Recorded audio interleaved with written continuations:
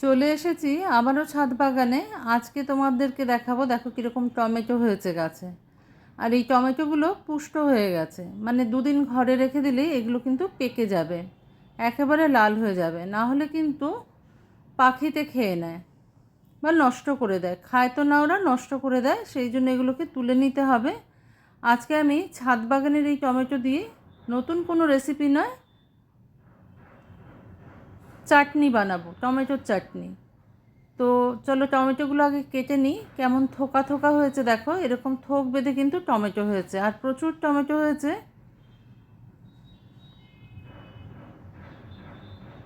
এই ডাঁটিটা এখনও খুব শক্ত রয়েছে। দেখো এক থোক টমেটো হয়েছে। এই টমেটোটা তুলে আমি দুদিন ঘরে রেখে দেবো, তাহলেই কিন্তু রং ধরে যাবে এর গায়ে। আরও কিছু রয়েছে, সেগুলো আমি তোমাদের দেখাচ্ছি। দেখো এগুলো এখন তুলবো না, এগুলো রয়ে গেছে গাছে। আর বাকি এই যে কয়েকটাতে আরও রং ধরেছে, এগুলো তুলে নেব, সবগুলোই তুলে নেব।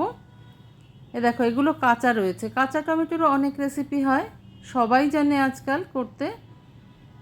তো কাঁচা টমেটো না, আজকে আমি এরকম একটু পেকে গেছে যেই টমেটোগুলো, সেগুলো তুলে দুদিন ঘরে রেখে দিয়েছি। দেখো কালার চেঞ্জ হয়ে গেছে। এখানে টমেটোটা কাটতে গিয়ে কাঁচিটা ঢুকে গেছিলো, তাই এরকম একটু ফুটো হয়ে গেছে। এবার টমেটোগুলো ভালো করে ধুয়ে নিয়েছি আমি। টমেটোর চাটনি সবাই করতে পারে। আজকে আমি যেহেতু গাছ থেকে তুললাম, তাই টমেটোগুলোর একটু চাটনি বানিয়ে নিলাম, আর সেই সহজ রেসিপিটাই তোমাদের সঙ্গে শেয়ার করলাম। একেবারে গাছের টাটকা টমেটো দিয়ে আমি আজকে চাটনি বানিয়েছি। সম্পূর্ণ কিন্তু লাল হয়ে যায়নি, কিছু কিছু সবুজ অংশ থেকে গেছে। দেখো ডাঁটিগুলো এখনও শক্ত রয়েছে। টমেটোটাকে আগে আমি কেটে নেব। দেখো কতটা সলিড।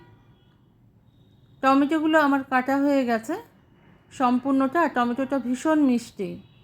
আমি কাঁচা অবস্থাতেই একটা খেয়ে দেখেছিলাম, খুব মিষ্টি টমেটোগুলো। কড়াইতে সামান্য একটু সর্ষের তেল দিয়ে দিলাম। এবার ফোড়নে দিয়ে দেবো এর মধ্যে আমি এখানে নিয়ে নিয়েছি 5 ফোড়ন, সামান্য একটু গরম মশলা আর একটা শুকনো লঙ্কা।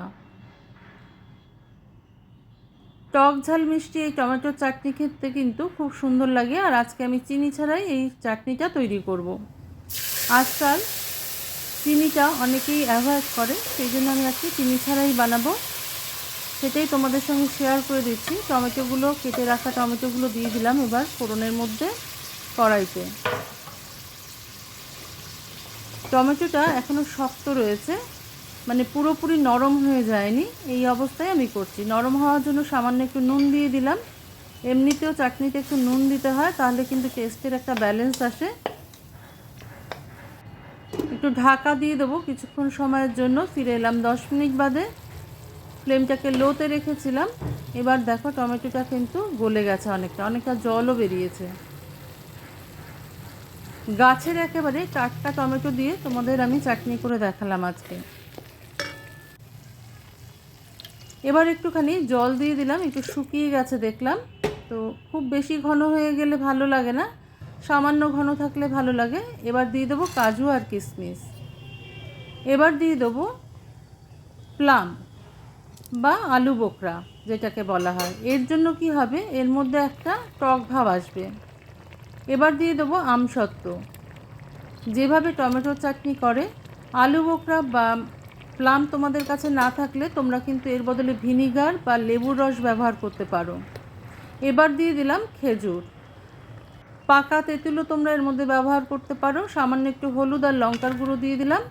এবার ভালো করে নাড়িয়ে চাড়িয়ে এটাকে ফুটিয়ে নেব। Welcome to my cooking channel Shatabdi's kitchen. Shatabdi's কিচেনে তোমাদের সবাইকে স্বাগত। নমস্কার বন্ধুরা, আমি শতাব্দী। তোমরা সবাই কেমন আছো? আশা করি সবাই ভালো আছো, সবাই সুস্থ আছো। আর একটু সময়ের জন্য ঢাকা দিয়ে দিলাম। 5 মিনিটের জন্য ঢাকা দিয়েছিলাম, খুলে নিলাম। এতে কি হয়, টমেটোটা আরও ভালো করে গলে গেছে, বেশ মাখা মাখা একটা ভাব এসছে। এবার আমি এর মধ্যে চিনির বদলে গুড় ব্যবহার করলাম। আগেই বললাম আমি, অনেকেই কিন্তু আজকাল চিনি ব্যবহার করতে চায় না বা চিনি ছাড়া খাবার খেতে পছন্দ করে, সেই জন্য আমি এখানে গুড়ের ব্যবহার করেছি। গুড়টা কিন্তু চিনির থেকে অনেক বেশি হেলদি হয়। সেই জন্য গুড় দিয়ে করলে কিন্তু এটা কিন্তু খেতে খারাপ লাগবে না। এটা আখের গুড় আছে। আখের গুড় কিন্তু শরীরকে ঠান্ডাও রাখে। গুড়টা দেখো গলে গেছে, একটু সময় আমি ঢাকা দিয়ে রেখেছিলাম, চাইলে তোমরা কুড়িয়ে নিয়েও ব্যবহার করতে পারো। মিষ্টিটা যে যার স্বাদ অনুযায়ী যোগ করবে। একেবারে গাছের টাটকা টমেটো দিয়ে আমি তোমাদের আজকে চাটনি রেসিপিটা শেয়ার করলাম।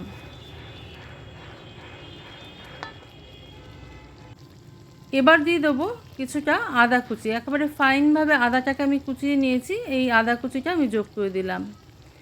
একবার চাটনিতে আদা কুচি দিয়ে খেয়ে দেখবে, এটা খেতে যেমন ভালো হয় তেমনি এটা কিন্তু ডাইজেশনেও খুব হেল্প করে, শরীরের পক্ষেও ভালো এটা আদা কুচি। এইভাবে আমি টমেটোর চাটনি বানাই, এক একজন এক একভাবে বানায়। আমি যেভাবে বানালাম সেটাই তোমাদের সঙ্গে শেয়ার করে দিলাম। চাটনিটা আমার তৈরি হয়ে গেছে, এবার তুলে নেব। যদি কেউ লেবুর রস যোগ করতে চাও এই সময় করবে, ফ্লেমটাকে অফ করে। আজকের রেসিপিটা যদি তোমাদের ভালো লেগে থাকে, লাইক কমেন্ট শেয়ার সাবস্ক্রাইব করার অনুরোধ রইল তোমাদের কাছে। আজকে তাহলে এই পর্যন্তই বন্ধুরা, দেখা হচ্ছে পরের দিন অন্য কোনো রেসিপি নিয়ে তোমাদের সঙ্গে। তোমরা সবাই ভালো থেকো, সুস্থ থেকো।